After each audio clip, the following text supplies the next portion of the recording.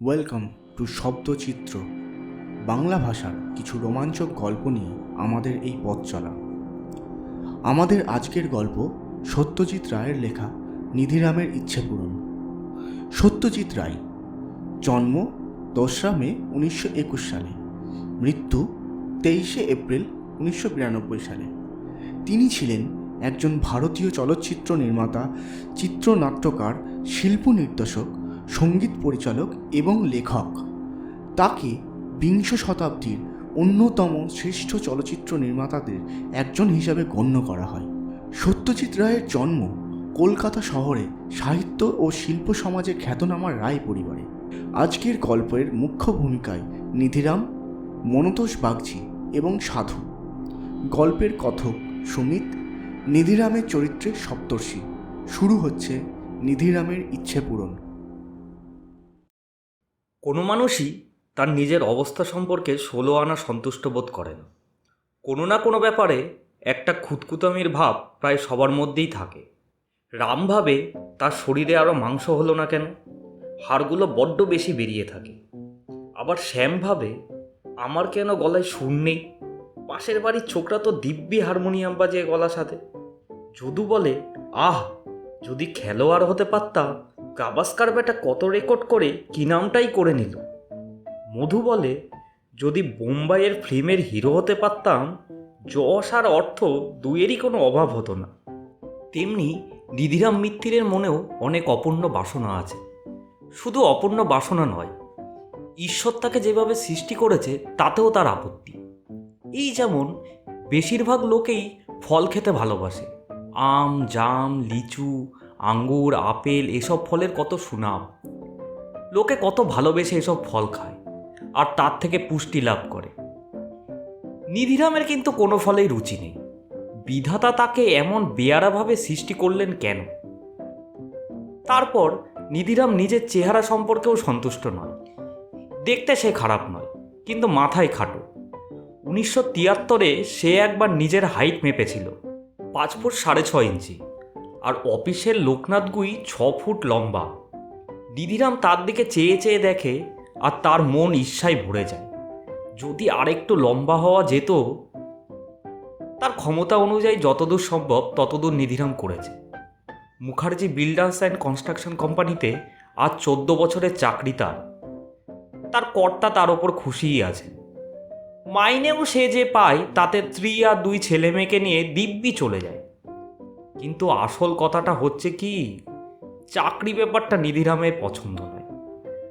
কত লোক আছে যারা সেফ লিখে পয়সা করে, গল্প, কবিতা, উপন্যাস, নাটক। তাতে তাদের খাটতে হয় ঠিকই, কিন্তু চাকুরেদের মতো 10টা 5টা ডেস্কের ওপর ঘাড় গুজে বসে থাকতে হয় না। আর শিল্পী, সাহিত্যিক গাইয়ে বাজিয়ে হলে বাজারে যে নাম হয়, অফিসে চাকরি করে তা তো হয় না। পাবলিককে খুশি করে যে আনন্দ পাওয়া যায় সে আনন্দ নিধিরাম কোনোদিন পাবে না। এটা তার একটা বড় আফসোসের কারণ। তার এক বন্ধু আছে, মনতোষ বাগচি। সে থাকে পাইকপাড়ায়। অভিনয়ে সে রীতিমতো দক্ষ। সে পেশাদারি থিয়েটারে যোগ দিয়ে খুব নাম করেছে। হিরোর পার্টি করে বেশিরভাগ। নিধিরাম মনতোষকে অনেকবার বলেছে, ভাই, আমাকে অ্যাক্টিংটা একটু তালিম দিয়ে দে না, আমার বড় শখ। অন্তত ক্লাবে টাবেও যদি 2-1টা পাঠ করতে পারি, তাহলেও তো 5 জনে আমাকে চেনে। সকলের মধ্যে সব গুণ থাকে না। অ্যাক্টিং যে করবি তার গলা কোথায় তোর? লোকে পিছনের সারি থেকে তোর কথা শুনতে না পেলে এমন আওয়াজ দেবে যে অভিনয়ের 12টা বেজে যাবে। এবার পুজোর ছুটিতে পুরীতে গিয়ে নিধিরাম এক সাধু বাবার সাক্ষাৎ পেল। ভদ্রলোক সমুদ্র তটে দাঁড়িয়ে আছেন। তাকে ঘিরে জনাভিষেক মেয়ে পুরুষ ভক্তের দল। সাধু সন্ন্যাসীর দেখা পেলে নিধিরাম কৌতূহল চেপে রাখতে পারে না। বিশেষ করে এর মতো তেজিয়ান চেহারা সাধু হলে তো কথাই নেই। নিধিরাম ভিড় ঠেলে একটু কাছে যেতেই বাবাজির দৃষ্টি তার ওপর পড়ল। কি বাবা নিধিরাম, বলে উঠলেন বাবাজি। জানাই তাই হওয়ার শখ হয়েছে? হ্যাঁ। নিধিরাম সাধুর মুখে নিজের নাম শুনে তাজ্জব বনে গেছে। খাঁটি সিদ্ধ পুরুষ না হলে এ ক্ষমতা হয় না। সে আমতা আমতা করে বলল, আগে কই না তো। না আবার কি? স্পষ্ট দেখতে পাচ্ছি তোর দেহ দুভাগে ভাগ হয়ে রয়েছে। একটা তোর বাস আর একটা বাসনা। বাসনাটা গিয়ে প্রবল হয়ে উঠেছে, তার কি হবে? কি হবে তা আপনিই বলে দিন বাবাজি। আমি মুখ্য মানুষ, আমি আর কি বলবো। হবে হবে, মনোবাঞ্ছা পূর্ণ হবে। তবে এখনই নয়, সময় লাগবে।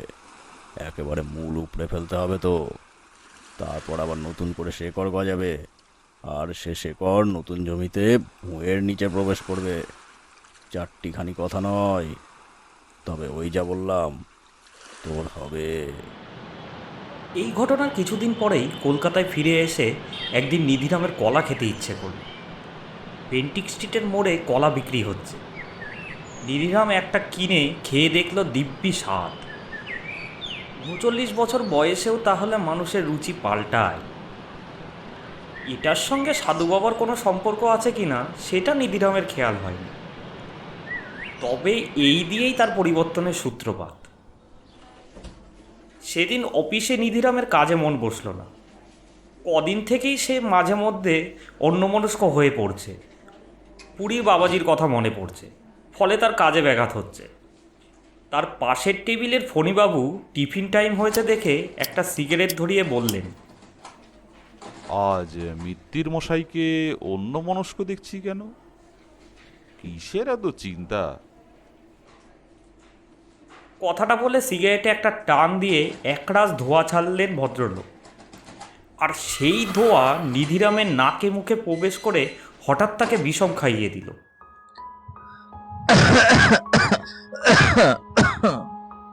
অথচ নিধিরাম নিজেই বিড়ি সিগারেট খায়, ধোঁয়ায় সে সম্পূর্ণ অভ্যস্ত। আজ হঠাৎ তার এমন হলো কেন? তার নিজের পকেটে এক প্যাকেট হুইলস রয়েছে। খেয়াল হলো যে 11টার সময় চায়ের পর সে সিগারেট ধরায়নি। এটা নিয়মের একটা বিরাট ব্যতিক্রম। এখানেও তার একটা বড় পরিবর্তন সে লক্ষ্য করল। এই নিয়ে সে ফণিবাবুকে কিছু বলল না। এরপর থেকে নিধিরামের নানা রকম দ্রুত পরিবর্তন হতে লাগলো। সে লুঙ্গি ছেড়ে ধুতি, আমিষ ছেড়ে নিরামিষ, অ্যালোপ্যাথি ছেড়ে হোমিওপ্যাথি ধরল। মাথার টেরি বাদিক থেকে ডান দিক নিয়ে এলো। তার গোপ ছিল না, এখন একটি সরু গোপ গজালো। মাথার চুল বেড়ে গিয়ে ঘাড় অবধি ঝুলে এলো। এর মধ্যে এক শনিবার নিধিরাম গিন্নিকে নিয়ে মর্যাদা নাটক দেখতে গেল রংমহলে। হিরোর পাটে ছিল বন্ধু মনতোষ বাগচি। নিধিরাম বুঝলো তার বন্ধুর অভিনয়ের দক্ষতা। দর্শককে সে ধরে রাখে হাতের মুঠোর মধ্যে। দর্শকও বারবার করধ্বনি করে তাদের তারিফ জানিয়ে দেয় নায়ককে। নিধিরামের আবার নতুন করে ইচ্ছে জাগলো অভিনেতা হওয়ার। নাটকের শেষে ব্যাকস্টেজে গিয়ে সে বন্ধুর অভিনয়ের প্রশংসা করে এলো মুক্ত কণ্ঠে। আর সে নিজের আফসোস জানিয়ে এলো। মনতোষ তাকে পিঠ চাপড়ে বলে দিল, সুখে থাকতে ভূতে কি লই, তাই না?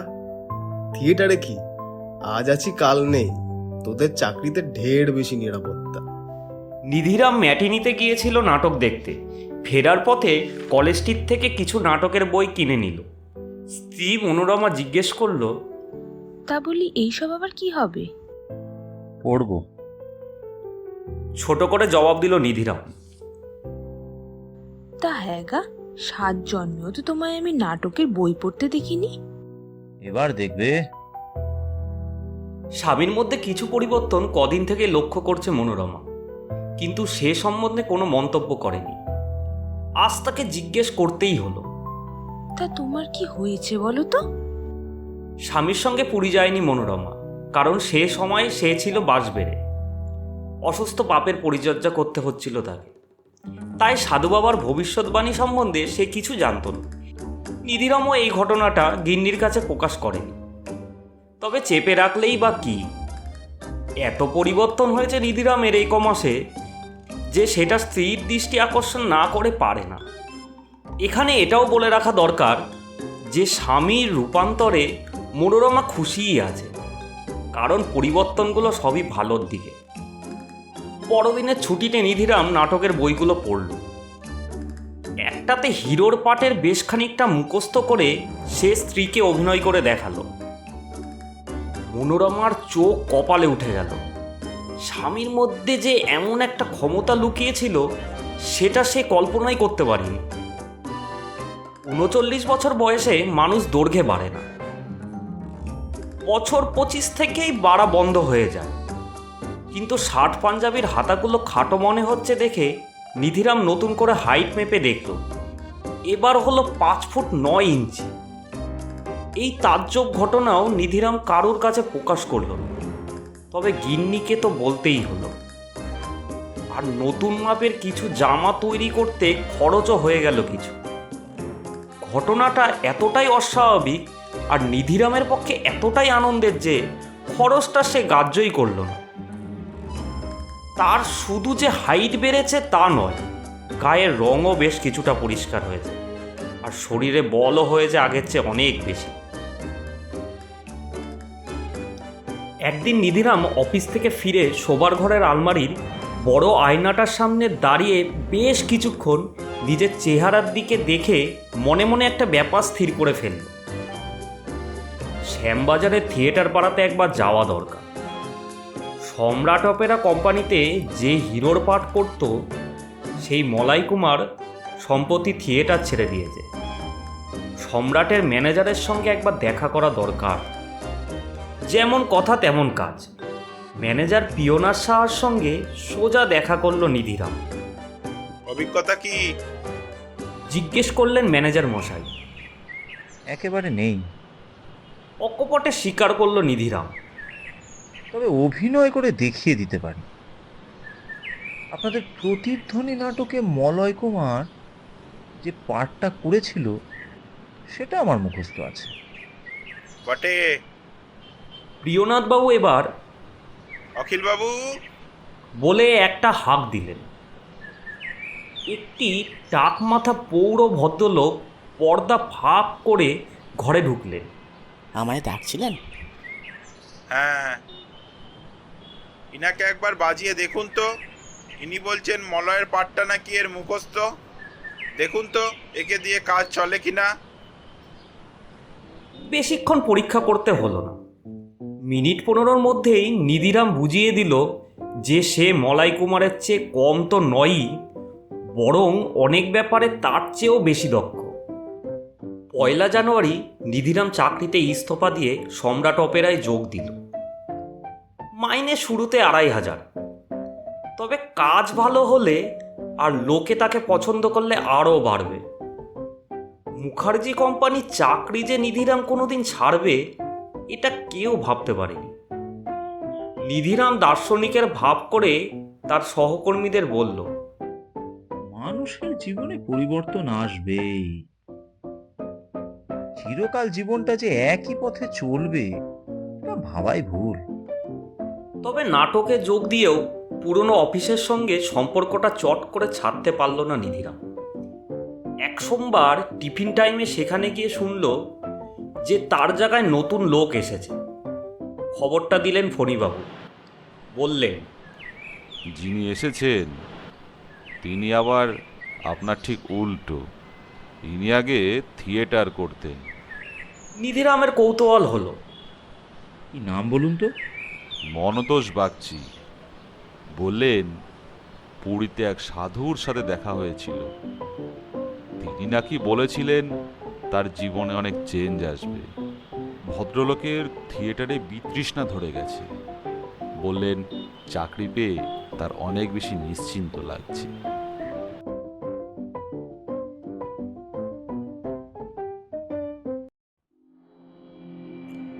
শুনছিলেন নিধিরামের ইচ্ছে পূরণ।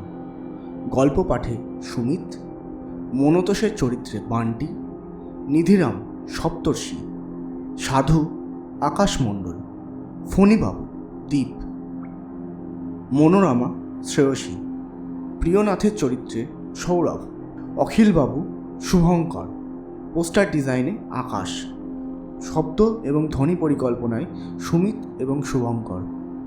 আমরা আবার নতুন গল্প নিয়ে হাজির হব খুব শিগগিরই। ততদিন ভালো থাকবেন, আর এখনও চ্যানেলটি সাবস্ক্রাইব না করে থাকলে সাবস্ক্রাইব বাটনটি ক্লিক করে বেল আইকনে প্রেস করে দিন।